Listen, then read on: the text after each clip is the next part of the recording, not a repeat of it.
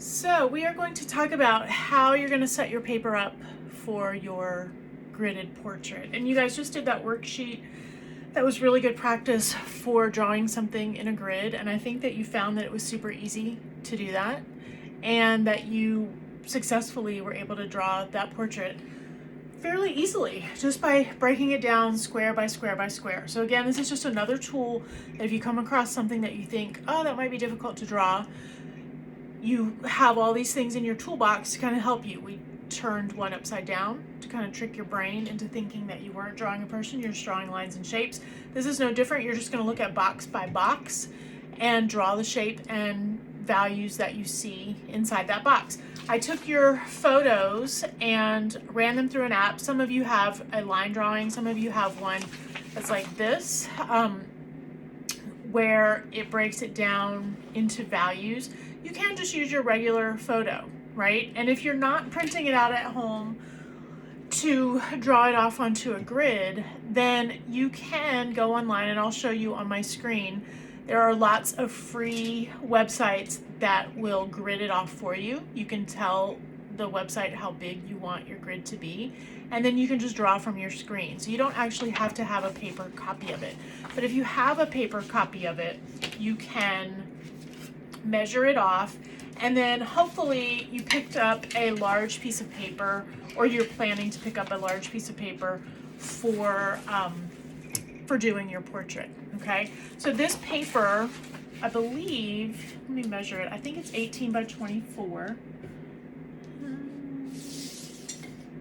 Yeah, so it's 18 by 24, and I think just for simplicity's sake, you can grid this one off in 1-inch increments. So to do that, you can lay your ruler down, and I wouldn't get complicated with these 1/2 inch. So I've got this at 8 inches. I'm just gonna mark off in 1-inch increments all the way down to 8 inches. I'm not gonna fool with the 1/2 inch. I'm just gonna let it go to the edges, okay? And then I'm gonna do the same thing up here, except I'm gonna draw, because the top of my photo is white, so I'm gonna draw where that border is, so I'll know not to go past there when I'm marking this off. And I'll mark it off again.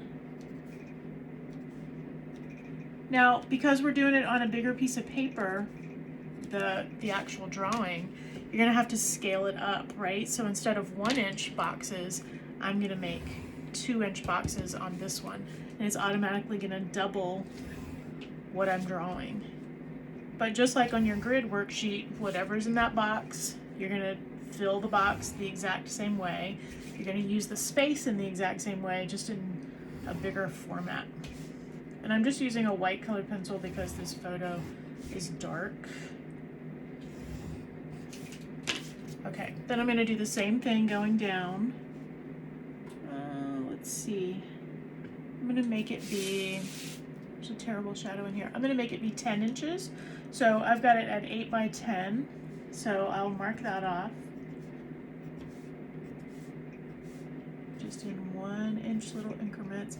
Don't make it hard on yourself. Don't start doing, don't try and get 1/2 inches in there and all of that. Just keep it simple. Just do 1-inch boxes.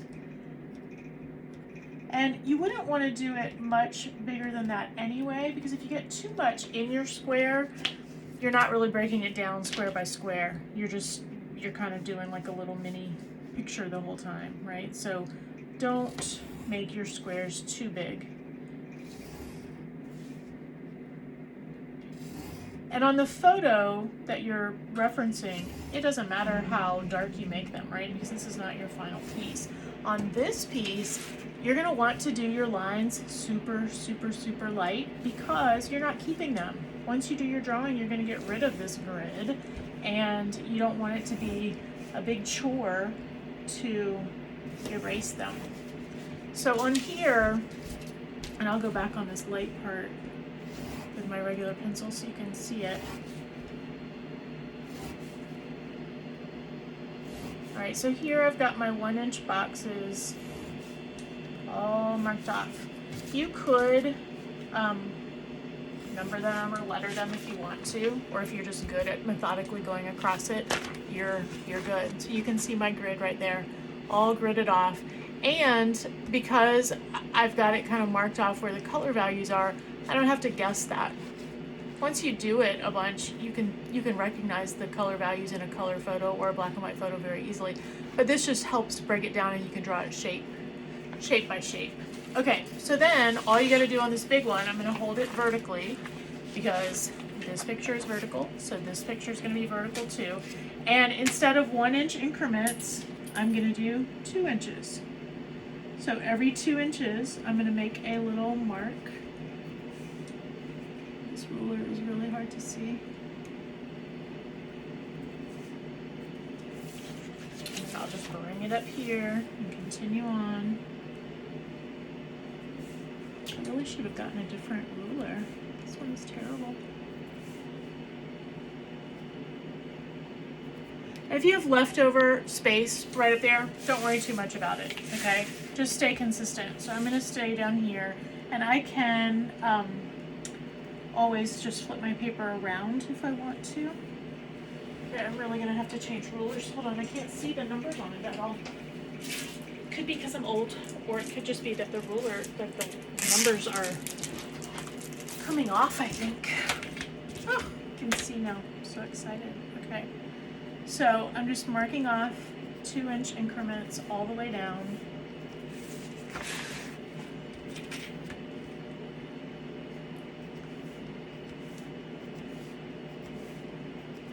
Okay. And I will connect those. And y'all, super light, like so light. You probably, hopefully can't even see it from where you're at. I could, to make this a little more accurate, I could have made a line down the middle so that I'm not guessing where this is, but I'm just gonna estimate it.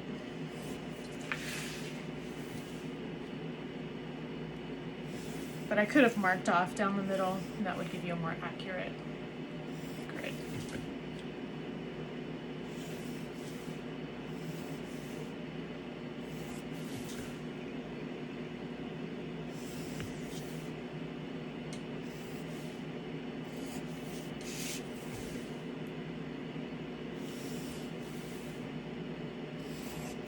And if you can do it in two movements of the ruler, it's better. And really, this is too dark. Like I'm doing this a little bit darker than you should, just so you can see it on the camera, but as light as you can see it. Like, hopefully nobody else but you can see the line. That's how light it should be. Like, if someone near you, they shouldn't even be able to see it. Okay, so maybe you can't even see it because I've got this terrible shadow on the camera. But so then once I get those lines done, come up here so you can see my ruler. I'm gonna mark 2 inches here, here, and every time I get to 2 inches, I'll make a little mark. And then I'll do the same thing up here.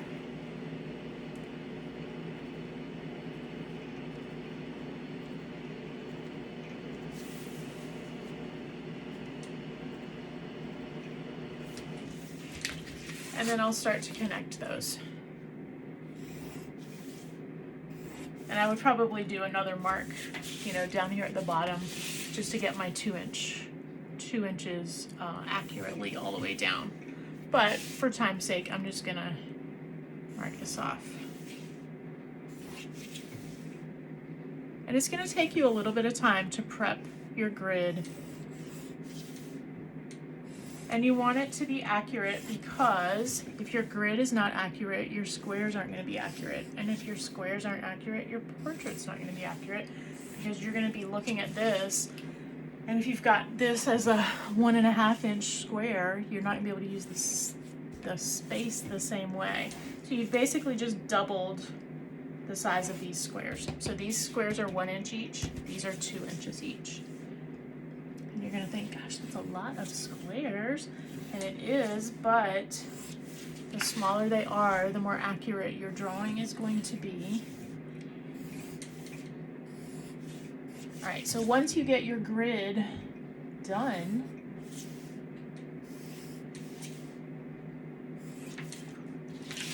you can take your portrait. I would probably take a piece of scrap paper. You could take notebook paper, whatever you have. I'd cut it in half. Because if you kind of cheat yourself on looking at this and think, oh, I can get it exactly how it is, you're gonna miss some things. So I would just make myself a little cross of paper.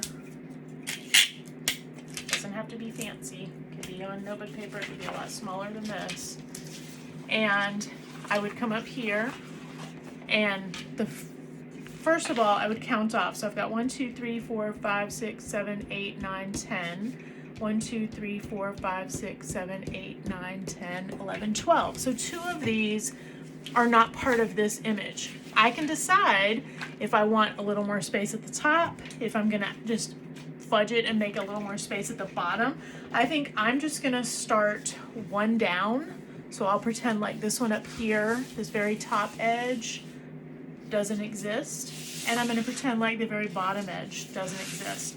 So this top row is going to be this row right, let me move it down so you can see right here. All right, so I'm going to move this. If you want to mark it, just so you'll remember that this is number 1 and that this is number 1, you could do that. So that first square, it has nothing in it. Second square, same thing. Third square is just a little bit of that building, and I can decide if I'm going to do a background or a blind, really it's not a building, or not. Then I'm gonna get to here. I'm only focused on what is in this one little square, just this shape right there. And that marker is gonna help me do that. So I can kind of determine, okay, this is more than halfway. It's not quite halfway of the whole square, and I'm gonna draw just the shape I see. And that's all I'm gonna concentrate on, is that one little shape. Then I'm gonna move it over, and I'm just gonna concentrate on that little shape, okay? If I need to cover this part up again, I could make a fancier little cover up thing and cover it up that way. And you're just gonna go shape by methodical shape. Draw whatever it is you see in there, and y'all measure it. Like I would, if you're having a hard time, if you're like, oh, maybe I've got that one too small, give yourself a little guideline here. That's halfway on the square. So I can tell if it goes above the halfway mark or if it's way below the halfway mark. Does it go all the way to the corner of this square? So treat each square as its own little focus. And if you do that accurately, your portrait is going to be just how you want it when you're finished. So your job today is just to set it up. Set up the grid off your drawing, put it online if you're using an online grid program. And then just figure out how you're going to mask the rest of it off, because you don't want to concentrate on anything except one box at a time. So you can imagine how long that's going to take, right? It's going to be a methodical process. It's not going to be something you can do in 10 minutes. So get your grid set up and just make yourself a goal, in one class period, see if you can do X amount of squares. And then the next day, do a few more and a few more, and before you know it, you're gonna have a very accurate drawing of yourself.